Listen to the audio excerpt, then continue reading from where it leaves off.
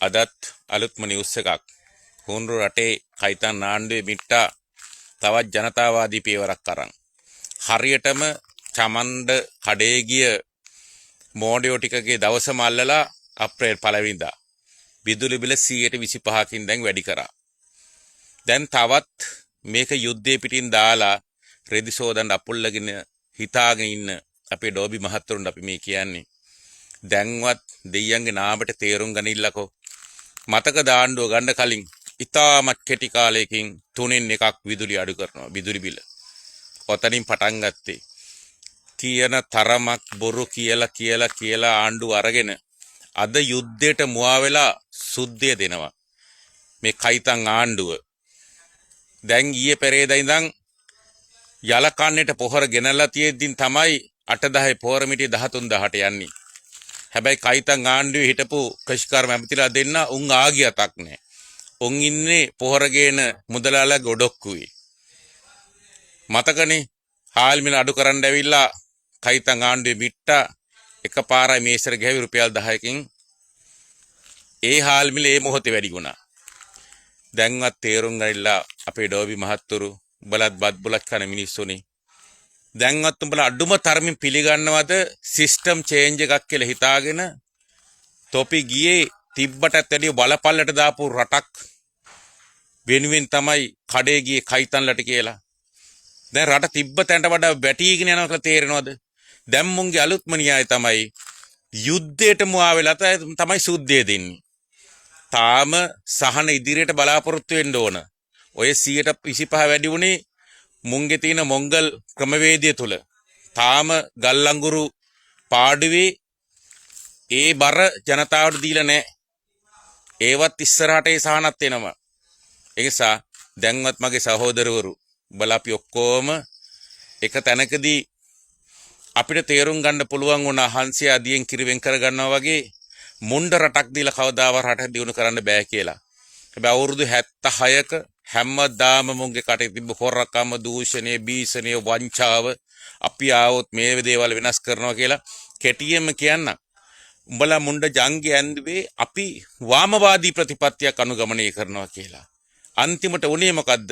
වමට signal දාලා මුන්දෙන් දකුණට යනවා. හිටියටත් වැඩිය මුදලාල්ලගේ කර උඩ ඉන්නේ දැන්. දැන් කුෂිකර්මාන්තය ගැන කතා කරන්න මෙලව මිනිහෙක් නෑ මේ කයිතන් ආණ්ඩුවේ.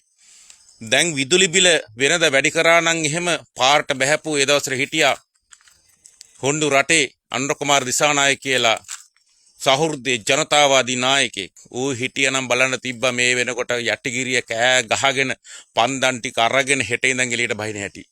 අද වෙලා තින්නේ දෛවය කියන දේ පුදුමාකාරයි බං. මේ සබහදාම දෙන දඩුවන් ලේසි නෑ. එදා කිව්වා ඔය පස්ස තියාගෙන යන V8 ඔයිද කිව්වා. අන්න දැන් බික්කුච්චන් කියාගෙන යනවලු අපිට L2 ගිහිල්ලා අපේ වැඩ කරන්න බෑ කියලා. දැන් ඊයේ පෙරේද පොඩි චූන් එකක් දුන්නා. රෙදි ටික සෝදට සතියක් දුන්නේ. අර ජපානයෙන් පරිත්‍යාග විදිහට ලැබිච්ච ඒ හොස්පිටල් එකේ ඇඳක් ජනතා ඉදිරිපත් කරා. දන්නවද ගාන? එක රැයකට 70000යිලු දැන්. දැන් පුළුවන්ද නිර්ධන පන්තියේ මිනිහෙකුට ඒකට කියලා ලගින්න? ඒක නිසා දැන්වත් මං කියන්නේ අපේ ඩෝබි සහෝදරයන්ට තොපිට වැරදුන හරිබොල දැන්වත් මොලේ පාද ගනින්නකෝ. තාමත් මේ ඇස්කම් පියාගෙන පැලවත්තෙන් පොරවපු ගූ ටික මොලේ තියාගෙන තාමත් තොපි කඩේ යනවා කියන්නේ යකෝ දවස ගානේ මේ රට බලපල්ලට වැටෙන එක. දැන් තොපි කරන්න ඕනි කඩේ යන එක නෙවෙයි. තොපි පත් කරගත් මේ කයිතන් ආණ්ඩුවට බලපෑම් කරලා තොපි එදා කියපු දේවල් වලින් එකක් හරි කරපියව අපිට මේ සරමක් ඇඳගෙන පාරේ බහැලා යන්න කියලාවත් අඩුම තරමි තොපේ විලිලැජ්ජාව වහගන්නවත් දැන් බලපෑම් කණ්ඩායමක් නැගිටපල්ලා. එහෙම නැතුව පුතේ මොන වොෂින් පවුඩර් ගෙනාවත් මේ කයිතන් ආණ්ඩුව මේ රෙන රේමි හැටියට නම් මේ හත් පොලේ ගූ ගන්න විදිහට නම් උඹලට කවදාවත් ඒව සෝදන්න වෙන්නේ නැහැ. ඒක නිසා උඹලට ආදරෙයි අපි දැන හෝ නොදැන වැරද්දක් වුණා. වැරද්ද නිවැරදි කරගන්න දැන්වත් පෙළ ගැහිලා තොපිපත් කරගත් ආණ්ඩුව තව අවුරුදු 3ක් ඉස්සරහට යන්න ඕනි. මේක සෝමාලියාවක් ඉතියෝපියාවක් එහෙම නැත්නම් කණ්ඩ නැතුව මැරෙන්න පුළුවන් රටක් මට්ටමටපත් වුණොත් මතක තියාගෙනලා හත්මුතු පරම්පරාවන තොපේ හෙන ගහනවා. ඒකෙන් බේරෙන්න පුළුවන් නම් තොපිපත් කරගත් ආණ්ඩුව යහමඟට ගෙනියන්න පුළුවන් නම් කයිතන්ලා ඉන්නේ උන් විදිසටන් කළා තමයි බොරුව ජයග්‍රහණය කරලා තමයි මේ ආණ්ඩුව ගත්තේ. දැන් තොපි ලෑස්තියව මේ ආණ්ඩුව පත් කරන්න මුල් වෙච්ච උන් ලෑස්ති වෙලා පාරට බහැලා මේ තොපේ ආණ්ඩුව හරිමකට ගේන්න. නැත්තම් පුතේ සමස්ත ජනතාවට අබසරණයි. උඹලට නම් වැඩි කල ඉන්න වෙන්නේ නැති වෙයි. ජය වේවා.